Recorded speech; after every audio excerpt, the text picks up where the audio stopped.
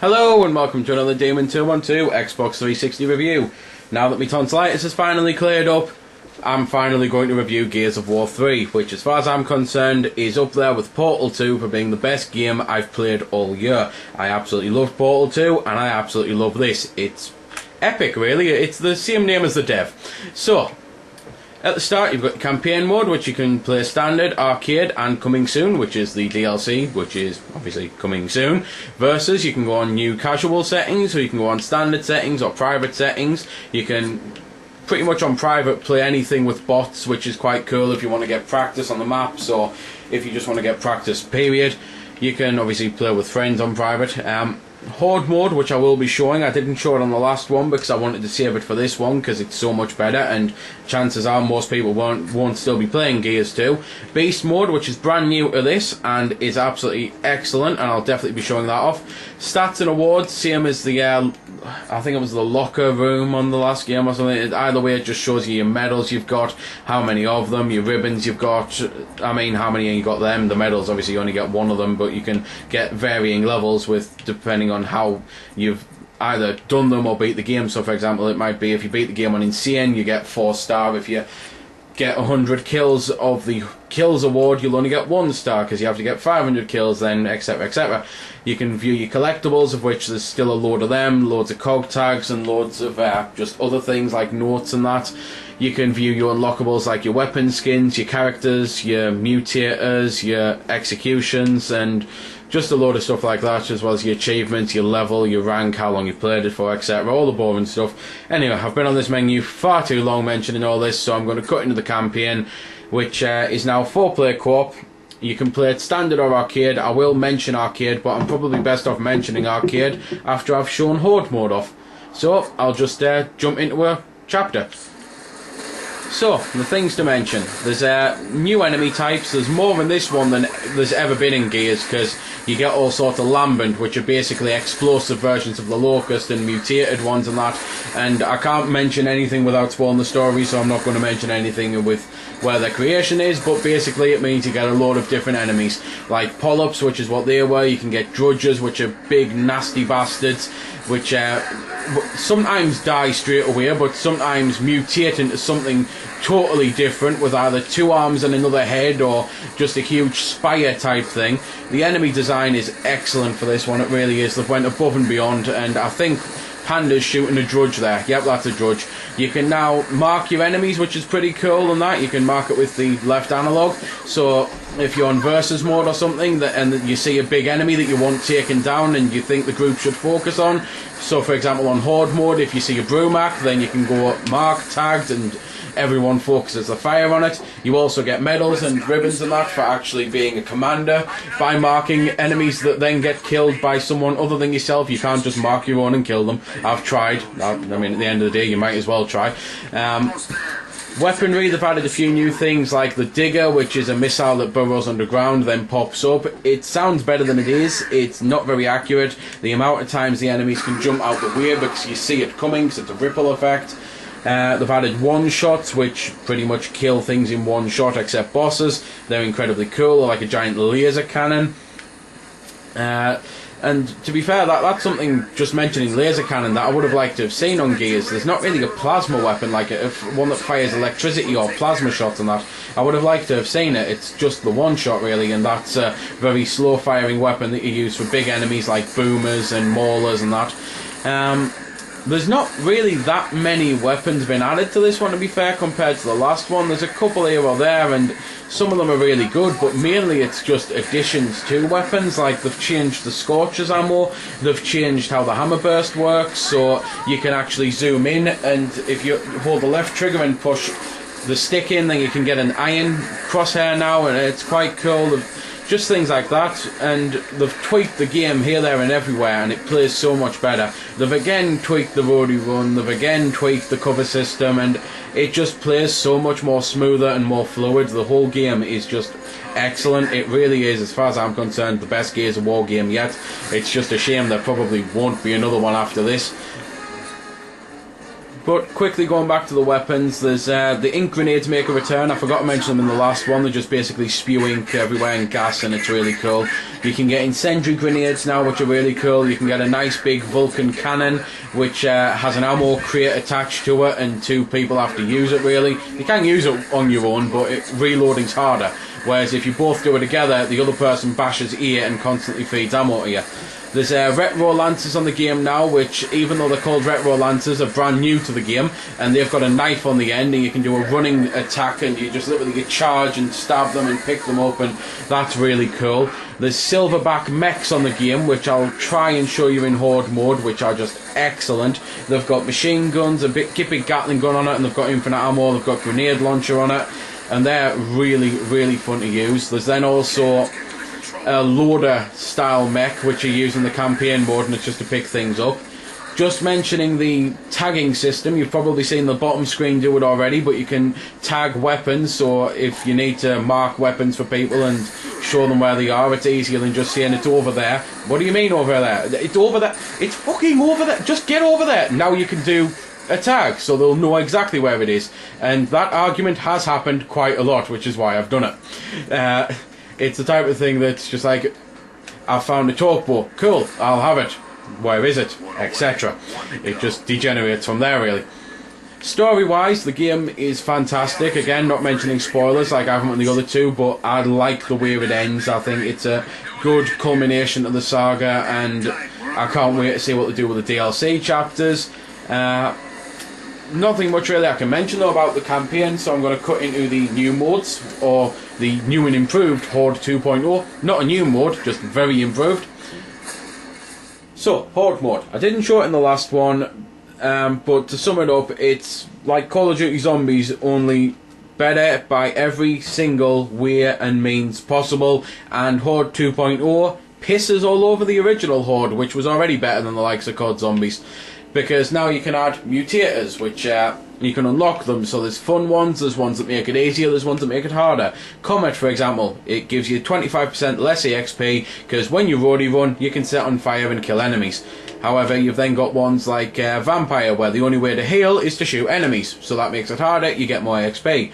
Active reloads, you have to do them, otherwise you fail. And I've mentioned the actives on the last 2, I'll mention them again here, because that's another one of the big tweaks they've done. They've changed how it's done on majority of weapons, really. It's only really the Lancer that stayed identical. Everything else you've had to, like, in your own mind, learn your muscle memory again. You've had to get to the point where you think, I don't push it here, I push it much later now.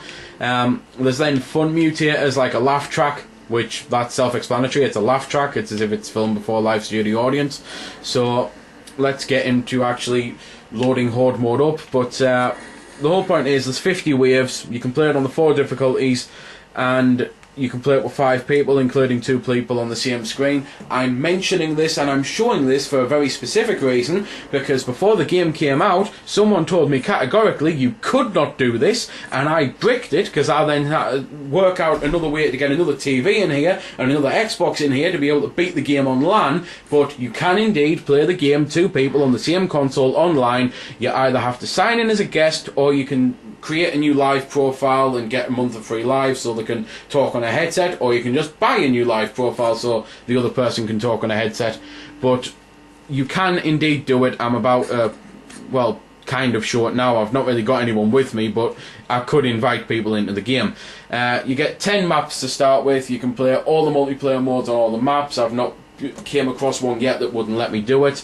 You've got maps such as Gridlock from the first Gears of War, then you've got brand new maps and that. You've got modes such as the Wingman makes a return, the King of the Hill makes a return, but it's changed its name to King of the Hill. There's Capture the Leader, there's the regular death matches again, which still aren't a regular death match. They've still got life limits, which is why I still don't like them, but at least I like King of the Hill and that. And as I say, you've got the Horde mode, which is what I spend most of my time playing now online, because I absolutely love it. It's basically a case of, on the map here you can see you've got 5 little symbols, and that's where you can build a base. The first base is free, after that you have to pay for them. And you set one up, then all these appear. You can buy yourself turrets, which are like troikas, and you can upgrade them. You can buy yourself barriers, which start off as spikes, they then go to razor wire, they then go to electrified lasers, and then better electrified lasers. You can buy yourself decoys, which start out as cardboard cutouts, and then work their way up to get big replica type things. You can buy sentry turrets, which start out only able to even kill the weakest enemy, but then get pretty good. And you can buy the silverback mechs, which I've already mentioned, and it's a case of finding where it is on the map to be able to show it off. You can also, as you've just seen there, give each other money. You can also give each other ammo at some point. So for example, if he stands still, there you go, I can supply him with ammo. So if he's desperate, or if I've got a weapon that I just don't like very much, I can give him ammo. Horde mode is just, as I say, a case of wave after wave after wave of enemy, and the enemies change all the time. You get the Locust, you get the Lambent, you get the Drudges, you get the boss waves every 10 waves, you get bonus rounds every now and then, which is basically a case of it'll come up, kill 7 enemies with a headshot this round. If you do it, you get a load of cash, you get some ammo boxes there, which are random. You open them up, you might get good weapons, you might get a couple mulchers, you might get a one-shot, you might get a Vulcan cannon, you might just get ammo. It's just things like that. And the bonus waves are actually really good, as well as the headshots. There's chainsaw 6 enemies, stab 6 enemies, there's execute 7 enemies, there's beat the wave in a minute and a half, there's beat 10 enemies in 30 seconds. There's all sorts of different things, and I think there's going to be more with the DLC. I'd be amazed if there wasn't, especially because if you notice on the screen here, I've got 5 items unlocked. That's all there is on the game. The troikas, the turrets, the mechs and that, but there's a 6th slot. I'd be amazed if there isn't a 6th item coming out with the DLC, because why would they do it like that? For split screen, it kind of makes sense like that, but when you're on single player, 5 boxes would fit down the side, but it still gives you a big box of 6 like that. So I think there's going to be a 6th one, and I really hope there is, because it's going to add even more longevity into Horde mode, which I'm, as I say, playing all the time. And I'm getting good at this. I keep mentioning in the later reviews things I forgot to mention in the last review. I forgot to mention in Gears 2 you could use human shields now, or Locust shields, if you're obviously fighting the Locust. And it's something that's came through with this as well.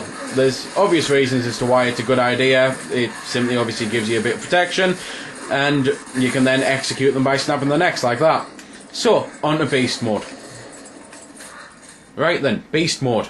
In case you haven't guessed by the title, you play as Locust. And I don't mean you play as a drone who gets to run around and pick up weapons just like the other thing. You play as the actual fucking Locust. So, you get to control tickers, you get to control ones that explode and ones that don't. You get to control butchers with a big butcher knives, because they are a usable item now for the heroes as well. You get to play as wretches, you get to play as canters, you get to play as berserkers. Seriously, berserkers are the best thing on the entire game I've ever played. They are so much fun. They're practically blind, but they have got so much raw power. You can play as your blood mounts, and you control the creature, and you can spot for the gunner. You can control maulers, you can get serapades, you can get armoured cantors, you can get savage grenadiers, you can get just all sorts of stuff, even corpses. Unfortunately, though, they're not very good. Before you choose your creature, though, it does tell you the controls for them that you need to know, and as soon as one person starts on the team, the timer starts. And you get a minute in between each wave. There's 12 of them overall, and the whole point is to kill all of the humans, including the likes of Marcus Phoenix, who does pop on every now and then. You start with lower, crappy little strandeds, but then after the strandeds, you get, as I say, you're human, so you get like Jace, who's new, you get Anya, you get Dom, just pretty much all of them. You even get Onyx guards and that, which are new to the game and are pretty beastly to fight on this. Some of them are better to control than others. Like, I enjoy the Serapades so much, it's unbelievable. I enjoy the Maulers. The weird thing is, the drones use Retro Lancers. Now, the Retro Lancers on the game, I can't stand them, because they've got so much recoil, it's unbelievable. But for the drones, they handle just like regular Lancers, but a little less accurate. So, I don't know why that is. I don't know if it's simply that the Locusts control them better, or if it's just for Beast Mode or something. I really don't know what it is about it. As you can probably see, you do fight the humans at their best type thing. As the waves go along, everything gets better. So, I've already went past the spikes. I've just destroyed a Troika there. It gets to the point where they've got the fully leveled up Troikas and the fully leveled up turrets and the fully leveled up laser grids, just everything. So you do get to see a load of the stuff, and it does cost, obviously, as you probably notice in here, to actually buy your Locusts. So if you're stupid and you buy something really expensive and you're not very good with it and you die straight away, then you're going to be left with really just using tickers, and it may get to the point where you've got no money at all and you've got to try and spot people using the ghost cam and that to try and earn money. The only other thing I can kind of say about Beast Mode is that I'm a little disappointed that there's no Beast Mode, Horde Mode hybrid. Now, this may be because they mightn't have actually wanted to kind of be like Left 4 Dead. It may have been that they didn't want to rip off that and Valve have a go at them or something like that. Because Valve and Left 4 Dead, if you don't know, the whole point is the versus mode. You play as the humans, then you play as the zombies. You get all the different types of zombies and you go through them, and it's wave after wave. You play as human, then zombie, to go through the chapters. I would have loved a mode like this. I really would have loved to be able to play as the Locust against human-controlled humans, not AI-controlled humans, and just swapping around mode after mode. Maybe it's going to come as DLC, and I'd absolutely love for it to come as DLC, but maybe, as I say, it's just a case of they didn't do it because they didn't want to get told off by Valve or anything like that, and it's just a shame that it's not on the game, because it would have been really cool being able to fight as Marcus Phoenix against human-controlled berserkers or human-controlled Serapades, just things like that. Other than that, the only thing I can mention is, as you might have already noticed, you get a minute per wave, and killing people and destroying barricades and that does increase the amount of time you've got. So, before I show them Silverback, which I'm going to end with, a few things to quickly mention.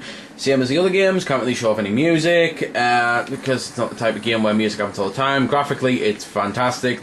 This really does show up 1 and 2. It makes them look their age now. It's the type of thing that they looked great, and now this came along, and it's just like, holy crap, they don't look great. This looks great. I'm on a deathmatch here on split screen, multiplayer-wise. There's all sorts of new characters on the game to play as. You can finally play as the female characters in the campaign and that, and it's something Epic said they wanted to do, and I'm glad they've done it. It's as stupid as it sounds, because you don't really think, well, how is it so great all of a sudden adding women to the story? It works so well, it's unbelievable. It is implemented just amazingly, and the voice actors that they've, well, actresses that they've got voice them aren't annoying or anything, so it's the type of thing that it doesn't hurt the experience, it adds to it. So for the multiplayer, there's all sorts of new characters to play as. Ones you can unlock from classic games, ones you can get on from this game, obviously, as you'd expect, and there's not any from future games, because they haven't been made yet, hence future games. Now that I've been clever and been the big man and done the funny joke, though, I'm starting to forget what I was going to say, so I'll shut up for a couple seconds. So, I've remembered. It's basically a complaint about the deathmatch. I've mentioned it in the other ones. The reason why I don't like this one, and why I've never liked Gears deathmatch, is the live limit. I touched on it in the first game. It's a case of if you get a team of fucktards, or you get a team, you're versing a clan team or anything like that, it can get to the point where you're dead and you're bleeding out and no one comes to revive you, and then you're sitting watching the rest of the match unfold, which could take 5-10 minutes, because your team, he could be left with one guy who refuses to fight and run around. It's happened to us. It's happened to us on this game. It's happened to us on the first game, and it is so annoying watching someone versing up against 4 people who think, well, if I just take it really slow, I'll do it. And then after 10 minutes of him running around hiding, he dies. And there is nothing more infuriating. It's why I don't like Gears' deathmatch. They should have by now just put in a regular deathmatch for regular people, because don't get me wrong, loads of people love it, and I'm not saying it's a bad mode, I'm just saying it's not for me. It's why I like things like Wingman. It's over nice and quick, and you get a 2-man team, and I can play it with my best mate of 21 years, who we've been beating games for 21 years, so we are incredibly good at the game and play it really well, because we are just a good team now. There's King of the Hill modes and that, where you don't get lives. It is kind of like a regular deathmatch, but with a King of the Hill variant, so I do like that. Arcade mode, I'll mention it because I still haven't yet. It's basically Horde mode meets campaign mode. You get multipliers, you can put mutators on, you can just do this, that and the other. It's, as I say, it's a conglomeration or amalgamation or whatever the hell the bloody word is of the 2 modes together, and it's a good way to play the game for beginners, because on the campaign, if one of you dies and outright dies, that's it, the checkpoint starts over. On this, you just respawn after a while, so it's a good way to play the game with people who aren't very good at the game and how to get them into it. rather than just a case of you died again and then sitting there feeling quite shit and thinking, well, maybe I just shouldn't play. It allows you to carry on and say, well, it doesn't matter that you died, we're still playing. Look, I think it's good that they've added it. I think it really does work, and it's still the type of thing that you can actually make the game harder if you want to, because as I say, you can put the mutators on, so you can get rid of ammo crates, you can make the enemies harder, you can put friendly fire on, so it works both ways to make it a more casual and hardcore experience at the same time. So anyway, these bloody silverbacks I've mentioned about 15 times. Right then, the silverbacks. Obviously on Horde mode you have to buy them, they cost a hell of a lot of money, and once you level them up, they basically cost less to repair. Not to buy, they still cost the same to buy, but less to repair. You basically get a Gatling gun with infinite ammo, you just have to keep cooling it down. The silverbacks on the main game allow you to use grenade launchers, because you push A, it turns into cover, and it's something I'll try and show when this screen's done. But on this screen I can at least prove I'm online with someone else. It's 2-player split screen, I've got 3 people here. It is definitely confirmed. Anyway, you can, as I say, push here and go into cover mode with a silverback, and then you can use a grenade launcher. Now, I'm in cover mode here, and it's not letting me do it for some reason on Horde. I don't know if they're going to add it or what, but under the menus, it actually, me little brother says that he sorted here that it says how many kills you got with a grenade launcher in Horde mode, but it's not there. So, as I say, I don't know if it's being added. Maybe that's the 6th box. Maybe they're going to add a grenade launcher version of the silverback at some point as DLC. DLC is something I'm going to very quickly mention as well, but first I'll mention the vehicle sections are in the game again, just like the others. There's a very cool section where you're in a submarine cannon, and it's very similar to the Millennium Falcon battle as they escape the Death Star on A New Hope. And yes, I understand that's very nerdy, but to be fair, as far as I'm concerned, when it comes to movies, there's only one trilogy, and when it comes to games, until Half-Life 3 comes out, there's only one trilogy, and this is it.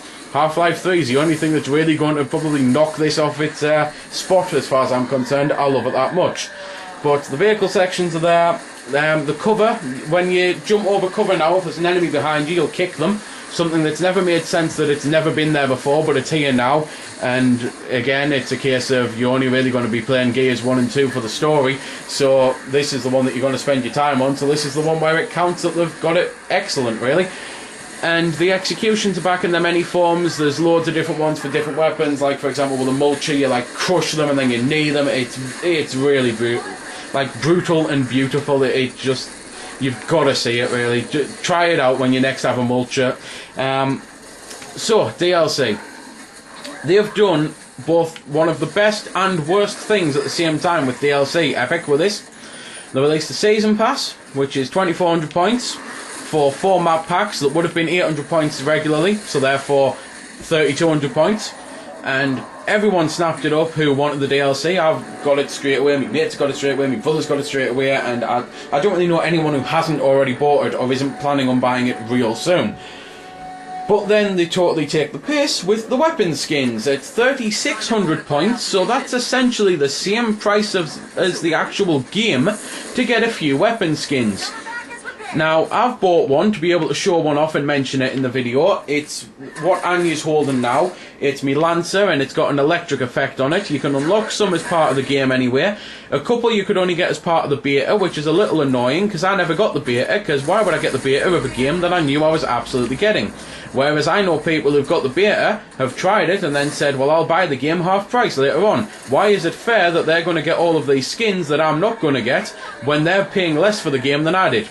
So that's my only gripe with these skins, the fact that some of them are beta exclusive, and you could only get them, as I say, by playing that, and some of them are just ridiculous prices. Because don't get me wrong, I like this electric one, I'm kind of glad I bought it. I mainly bought it, as I say, to show it off in the vid, and it's doubled up as the fact that I like it. But 3,600 points just for a couple different coloured guns, like a tiger effect one or a pink one. There's not even a purple one, and as everyone knows, purple is the best colour in the world. At least it is for me, it's my favourite. So, it's just infuriating that they do something so well with DLC, with the Season Pass, and then something so cheap at the same time, because you know fine well they're all built into the game anyway, it's just a couple kilobytes, the downloads, and yeah, you get like 20 or 30 skins I think, but for the cost of the game, when you can get the full game in its entirety for that, or a couple skins for the same price.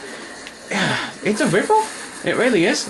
It's the only downside to this entire game, really, other than, as I say, that there's not a Horde Beast mode cut together, that they've just took a little bit of the piss with the DLC. But when the single-player DLC comes out, and hell, probably when a couple of maps comes out, I'll most likely show it, because as I say, I do love this game. So there we go then. That's been the review. I hope you found it helpful. I don't score the games because that's based purely on opinion, so instead I'll leave you to make your own mind up. So thanks for watching, and if you've got any questions about the game that I didn't answer in the vid or that hasn't been answered in the comments, then feel free to ask and I'll help if I can. Also, if you did find it helpful, don't forget to check out my channel because there's plenty more like this up there, and don't forget to subscribe because there'll be plenty more to come as well. So until next time, this has been Demon212, signing off.